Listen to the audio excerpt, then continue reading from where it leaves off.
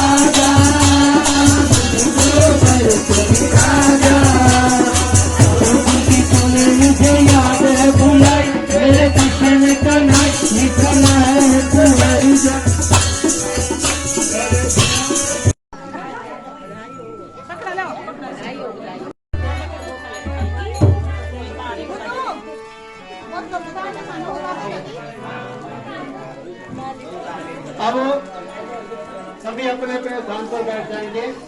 भगवान का ये जो जन्म उत्सव है ये तो चलता ही रहेगा। जब भगवान का रूप वसुदेव और देवकी ने देखा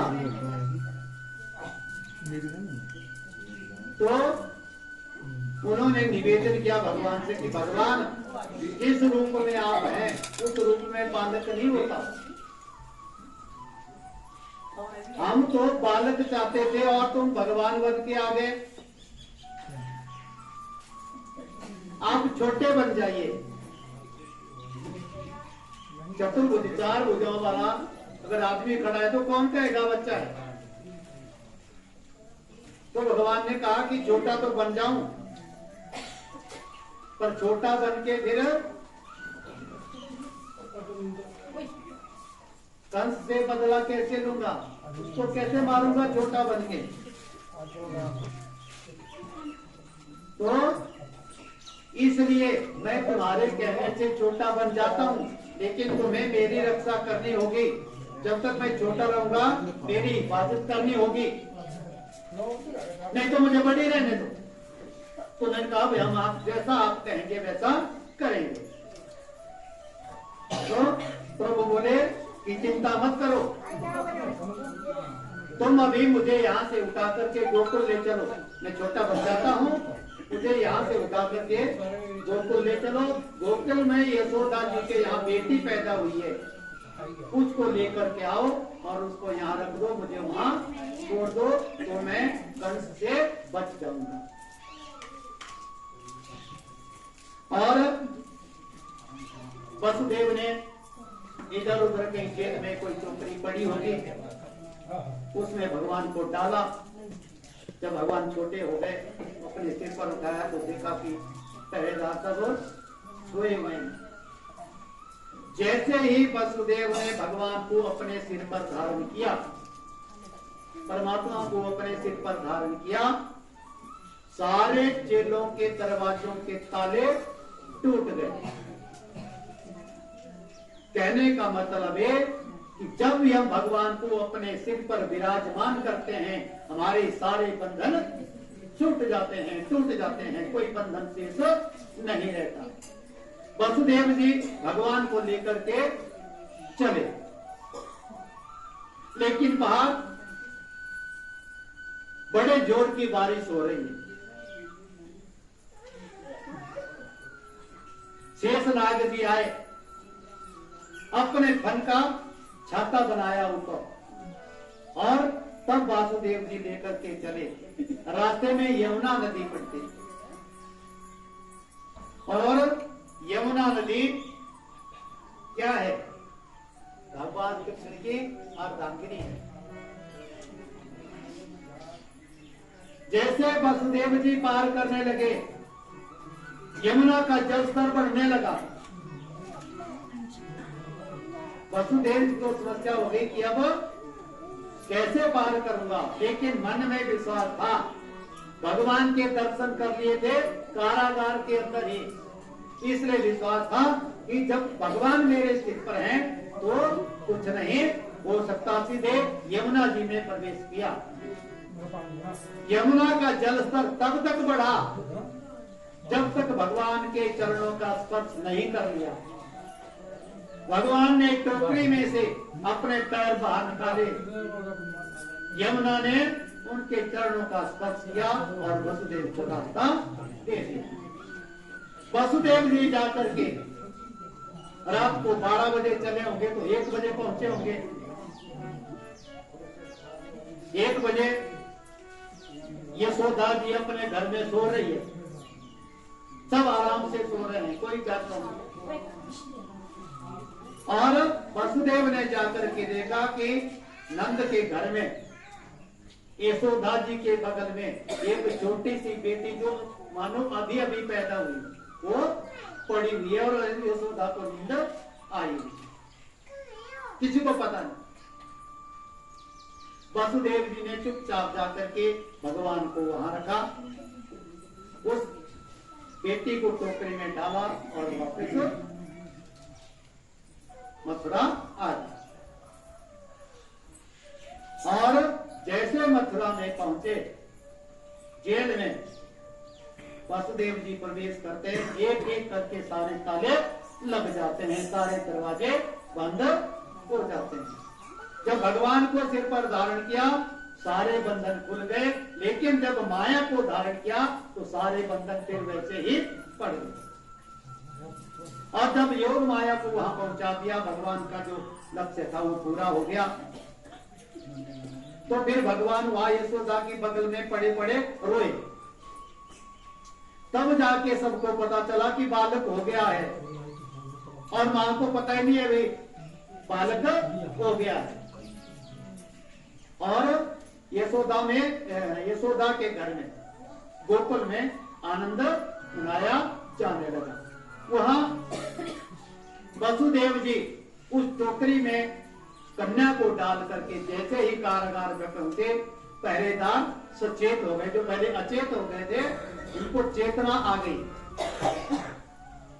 और एकदम सबने देखा भी देखो देखो कोई बालक पैदा तो नहीं हुआ। उतने में लड़की की कन्या के रोने की आवाज सुनाई दी। तभी जाकर के दौड़े दौड़े गए, कंस को सूचना दी कि महाराज इस द्वार देवकी के लड़का नहीं लड़की हुई है। तो कंस ने कहा ये कैसे हो सकता है, क्या कन्या मेरा वध करेगी? तो कोई भी हो, मंगाया, उस कन्या को लाया गया। कंस ने उसको पकड़ा और उसे पत्थर के ऊपर पटकना चाहा मारने के लिए, लेकिन वह कन्या जो योग माया थी उसके हाथों से छूट करके आकाश में चली गई और आकाश में अष्टभुजा का रूप धारण करके इसने कहा कि कंस, तू मुझे क्या मारेगा? तुझे मारने वाला तो पैदा हो चुका है और वह निश्चित रूप से तेरा वध करेगा। तू उससे नहीं बच सकता, ढूंढ सकता है तो अपने शत्रु को ढूंढ ले। और ऐसा कर करके वो योग माया आकाश में अंतर ध्यान हो गई, विलुप्त हो गई। और वहां गोकुल में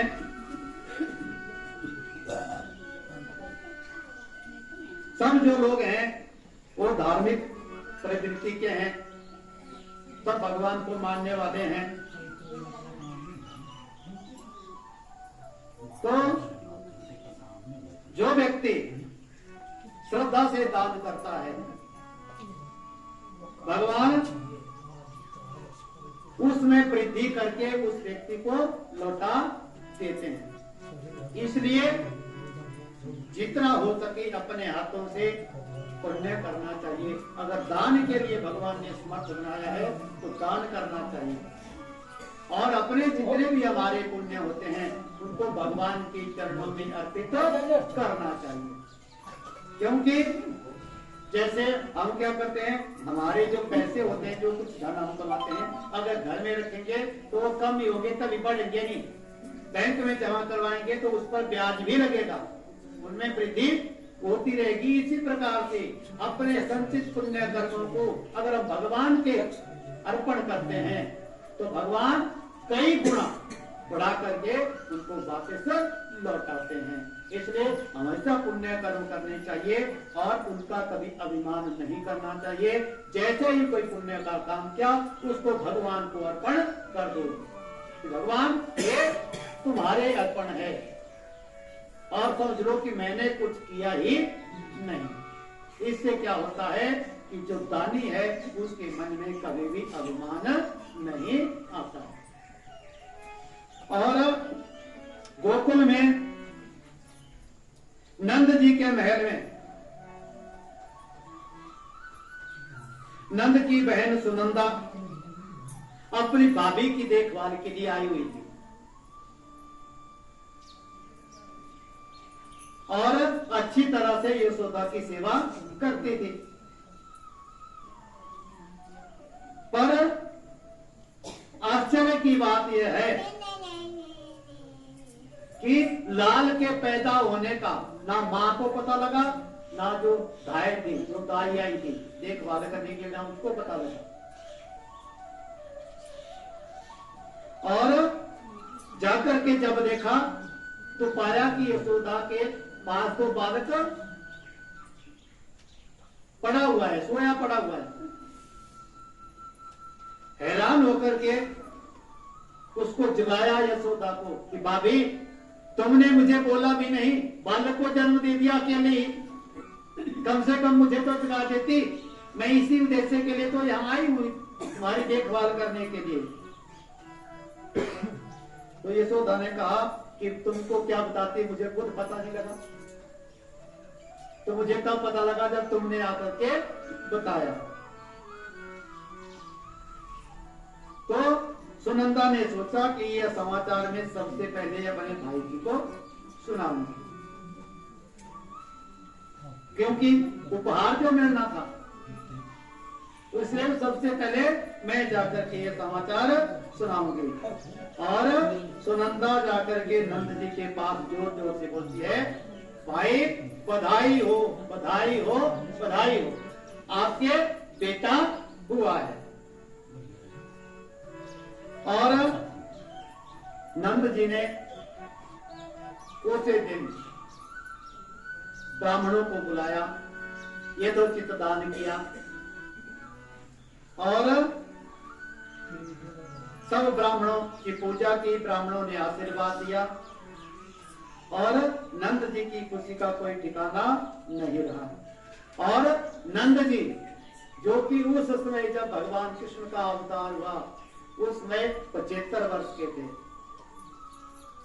वो 75 वर्ष के उस बुढ़े में खुशी इतनी ज्यादा आ गई कि मानो 20 वर्ष का बालक हो, 20 वर्ष के जवान की तरह चुस्ती फुर्ती आ गई। दौड़े दौड़े आए और भगवान का दर्शन किया और अपने गुरु सांडिल्य को बुलाया। सांडिल्य अपने दूसरे संतों के साथ वहां आए, अपने शिष्यों के साथ आए और आशीष देकर के चले गए। गोपियों को जब पता चला तो सब के सब छोटे बड़े बूढ़े श्रृंगार करके नंद जी के महल में आकर इकट्ठे हो गए और सब मिलकर के गा करके यशोदा को बधाई देने लगे। तो एक बधाई हमारी तरफ से, उसके बाद कथा को आगे बढ़ाएं।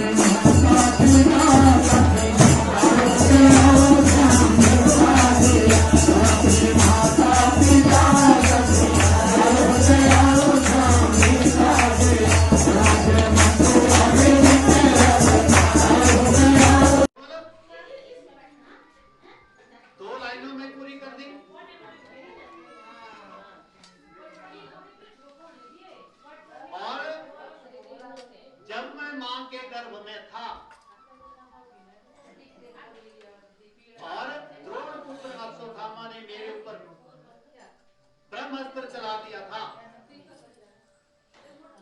तो गर्भ में जिस भगवान ने आकर के मेरी रक्षा की थी उनकी कथा तो मैं विस्तार से सुनना चाहता हूँ। बोले वृंदावन बिहारी लाल की जय। तो सुखदेव जी ने कहा, राजन मैं तुम्हें श्री कृष्ण कथा अवश्य सुनाऊंगा, क्योंकि यह कथा पाप का नाश करने वाली है। लेकिन तुम्हें आज इतने दिन हो गए बैठे बैठे, आज तक तुमने कुछ खाया नहीं, कुछ पिया नहीं। यहाँ गंगा तट पर बैठे हो लेकिन गंगा जल भी ग्रहण नहीं किया। तो पहले कुछ खा पी लो, उसके बाद मैं कथा सुनाता हूँ। तो महाराज परीक्षित बोले कि हे मुनिवर, मुझे ना तो भूख है ना प्यास है, क्योंकि मैं आपके मुख से झरने वाले भगवान के कथा रूपी अमृत का पान कर रहा हूं।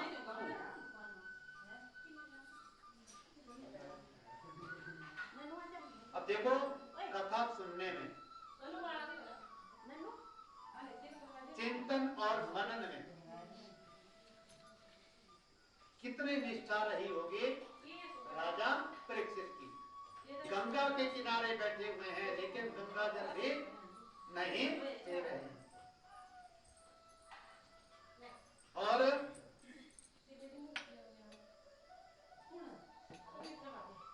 यहाँ हमें अगर 2 घंटे भी बैठना पड़े तो भी चाय की इच्छा हो जाती है, चाय नहीं जाती तो।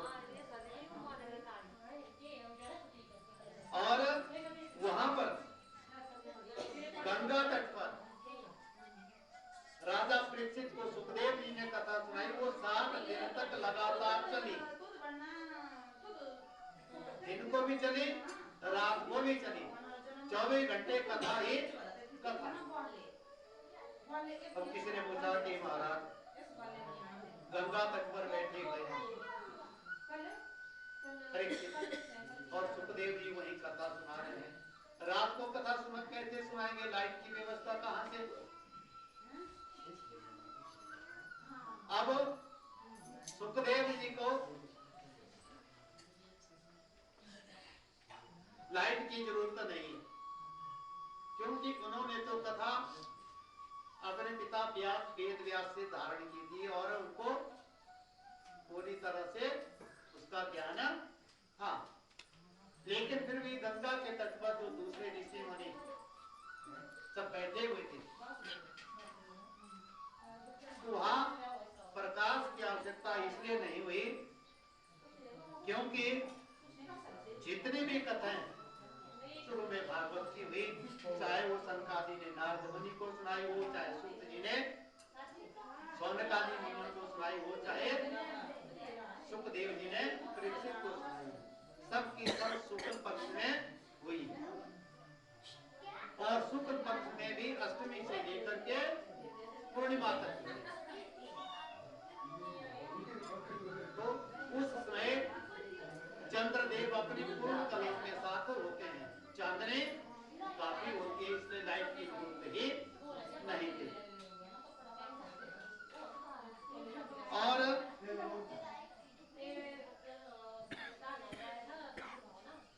यूं भी गीता में भगवान कहते हैं या निशा सर्वभूतानां तस्या जागर्ते संयमी। जो दूसरे लोगों के लिए रात होती है, उसमें जब प्राणी सो जाते हैं तो जो संयमी है, तेजस्वी है, तपस्वी लोग हैं, वो उस रात में भी जागते रहते हैं। वहां बैठे हुए सभी लोग तपस्वी थे, जितेंद्रिय थे और विरक्त थे, किसी प्रकार की संसारिक काम वासनाओं में नहीं फंसे थे, कोई घर गृहस्थी के चक्कर में नहीं फंसे थे, सब कुछ छोड़ छाड़ के सिर्फ भगवत कथा सुनने के लिए वहां बैठे हुए थे। और आज 5वां दिन शुरू हो गया, लेकिन परीक्षित को ना भूख है ना प्यास है।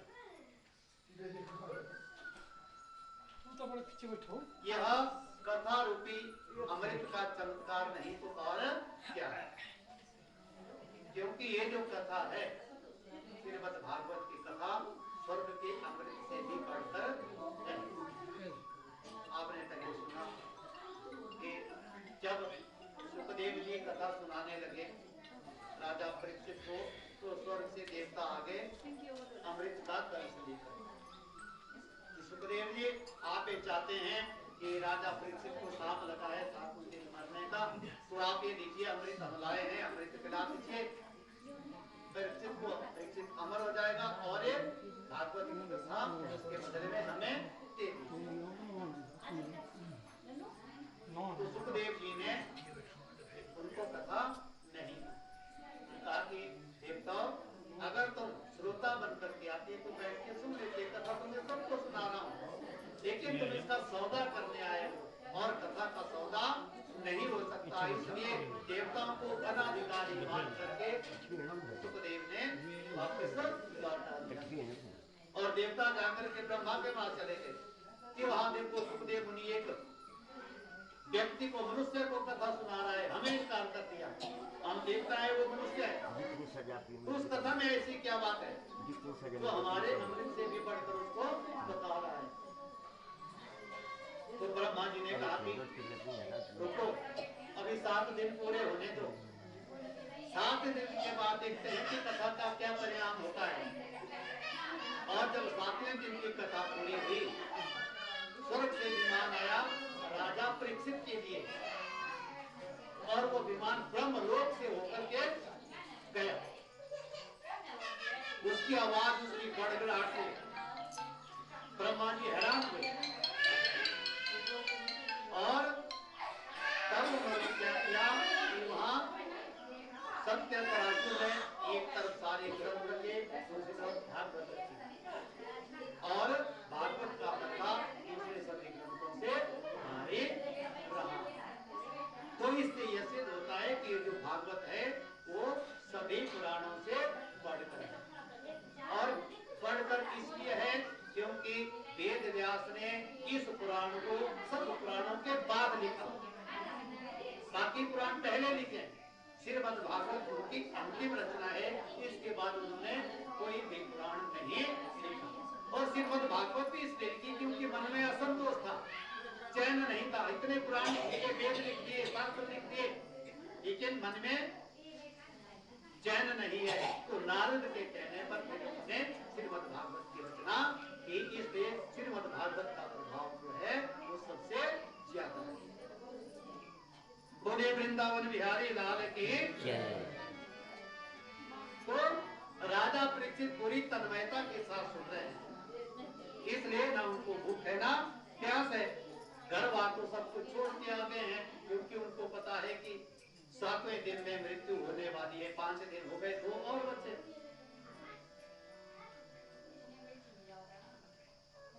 तो सुखदेव जी कथा सुनाते हुए आगे कहते हैं कि देखो, अब मैं भगवान श्री कृष्ण और बलराम जी का परम चरित्र सुनाने जा रहा हूं।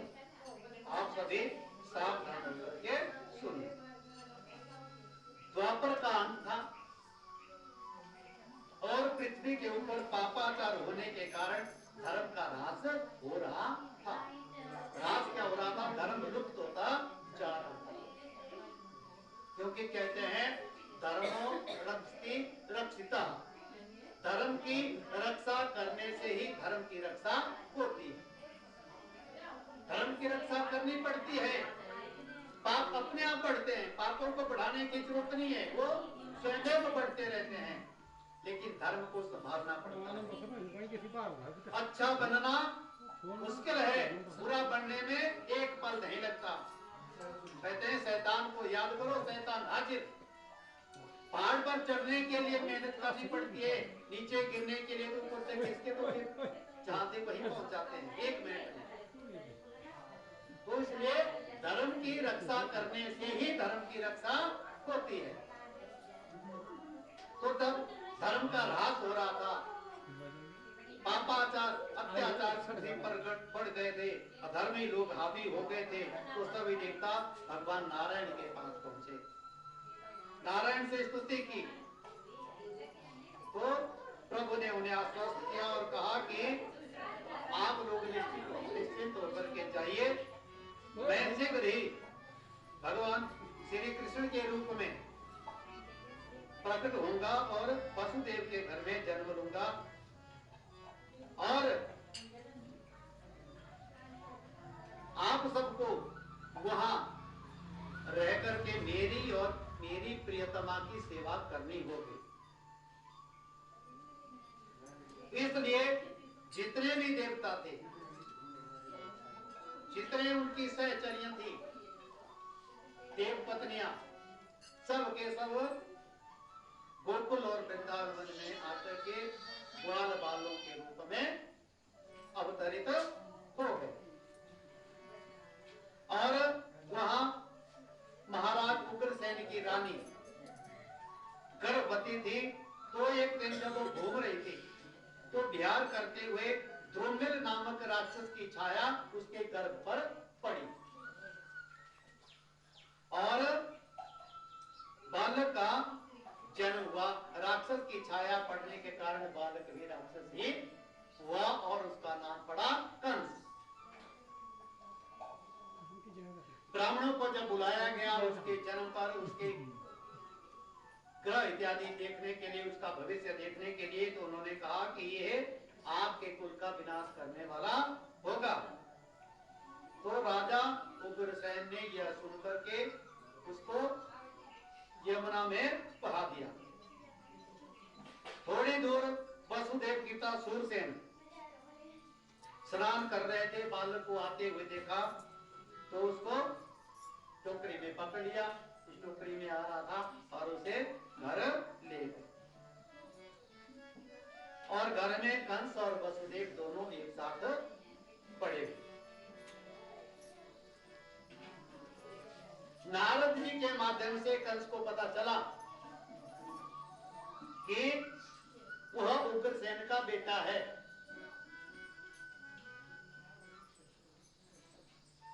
और उसके पिता ने विनाश के डर से उसे नदी में बहा दिया था।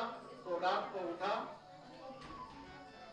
पर्वत पर जाकर के भगवान शिव की आराधना की और भगवान से वरदान मांगा कि मैं कभी ना मरूं। राक्षस यही मांगते हैं सब, मैं कभी ना मरूं। तो भगवान शिव ने कहा कि ऐसा वरदान तो मैं नहीं दे सकता, लेकिन मैं तुझे ऐसा वरदान देता हूं कि तेरी मृत्यु किसी मनुष्य के हाथों से नहीं होगी, लेकिन मनुष्य का रूप धारण किए हुए भगवान के हाथों से होगी। और शिव ने अपना धनुष दिया कंस को कि इस धनुष को ले जा और इसको सुरक्षित रखना। जिस दिन जो कोई भी इस धनुष को तोड़ देगा तो समझ लेना उसी दिन तेरी मौत हो जाएगी और उसी के हाथों हो जाएगी। कंस ने प्रणाम किया, धनुष को ले जाकर के अपनी रंगशाला में रख दिया। कंस ने दुष्टों की एक बड़ी सेना तैयार की जिसमें देवमासुर, बक्कासुर, धेनुकासुर, अघासुर, तृणावर्त और पूतना आदि सब इकट्ठे किए और सबको इकट्ठे करके मथुरा पर हमला कर दिया।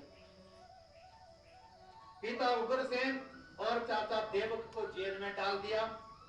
स्वयं राजा बनकर के लोगों पर अत्याचार करने लगा। राज्य में होने वाले जितने धार्मिक कार्य थे, यज्ञ, पूजा पाठ आदि सब कुछ बंद करवा दिए। लोगों पर कई अत्याचार किए। एक दिन क्या हुआ कि अपनी बहन देवकी को देख करके उसके मन में दया आ गई और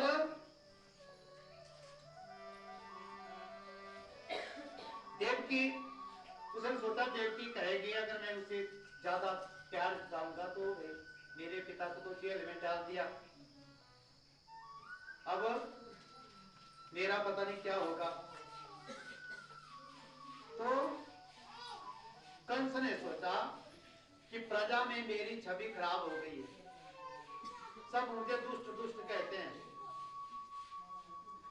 तो कुछ अच्छाई का भी तो ड्रामा करना चाहिए ताकि लोगों में विश्वास हो जाए कि नहीं ये अच्छा बन रहा है। तो इसलिए देवकी को बहुत प्यार करने लगा। वसुदेव और कंस दोनों साथ साथ बड़े थे, पले बड़े थे। तो बड़े इसलिए थे क्योंकि कंस को वसुदेव के पिता नदी से लाए थे, उनका बेटा नहीं था। किसका बेटा था? उग्रसेन का। और कंस ने धूमधाम से अपने मित्र वसुदेव के साथ, अपनी बहन देवकी के साथ शादी करा दी। और लोगों में दिखावा करने के लिए कि मैं अपनी बहन से बहुत प्यार करता हूं, उसके रथ को स्वयं खींचते हैं। अब नारद जी ने देखा, देवताओं ने भी देखा, कब ये पापी देखो क्या ड्रामा कर रहा है, और इसी तरह कहीं इसकी बुद्धि इस तरफ चली गई तो फिर धरती से पाप का नाश कैसे होगा, क्योंकि सारे जो पापी हैं वो तो इसी के साथ हैं। तो देवताओं ने आकाशवाणी कर दी कि कंस, जिस देवकी को तू इतने प्यार से विदा करने जा रहा है, उसी का 8वां पुत्र तेरी मौत होगा, तेरा काल होगा, वही तेरे मृत्यु का कारण होगा, वही तेरा वध करेगा। कंस ने आकाशवाणी सुनी, उसकी सारी अच्छाई 1 मिनट में भाग खड़ी हुई। देवकी जो कि दुल्हन बनी हुई है, दुल्हन का श्रृंगार किया हुआ है, केस पकड़ करके उसको पालकी से नीचे खींचा, रथ से नीचे खींचा और तलवार लेकर के उसको वहीं पर मारने के लिए तैयार हुआ। वसुदेव ने रोका, कंस रुको, क्या कर रहे हो,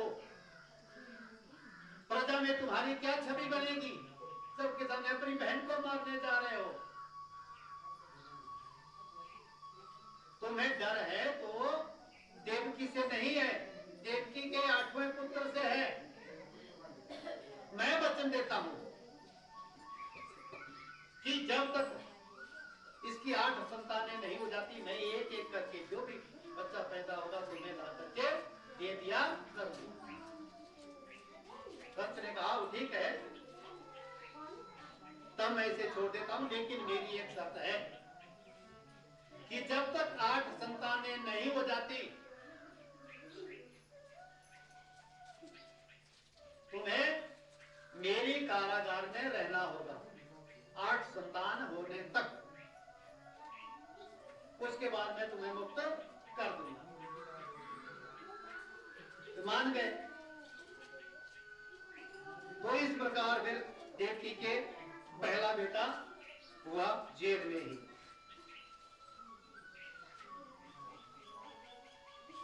वसुदेव उसे लेकर के कंस के पास चले गए।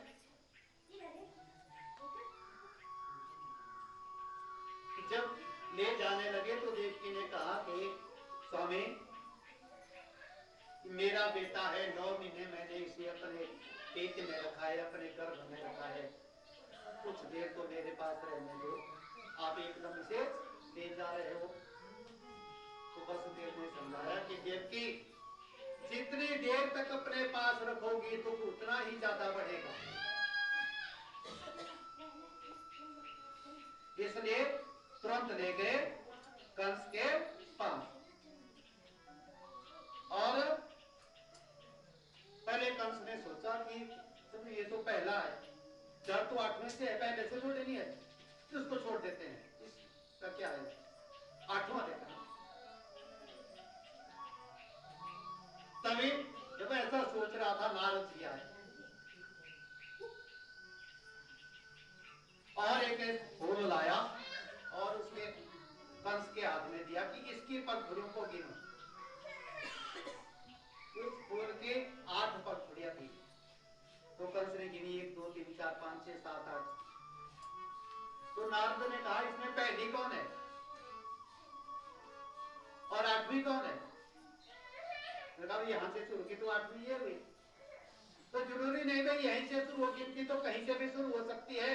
अब तू जगह बता 8वां कब होगा, हो सकता है 8वां पहले आ जाए और पहला 8वीं के स्थान पर आए। कैसे निर्णय करेगा कौन 8वां है? और उनकी बातों में आकर के उसने उस बालक का वध कर दिया। और इसी प्रकार जो भी बालक देवकी के होते थे उनको कंस एक एक करके मारता था। अब गर्भ में 7वां बालक आ गया और ये श्रीमान जी कौन आ रहे हैं? शेष अवतार श्री बलराम। भगवान ने अपनी योग माया को आदेश दिया कि कच्छ देवी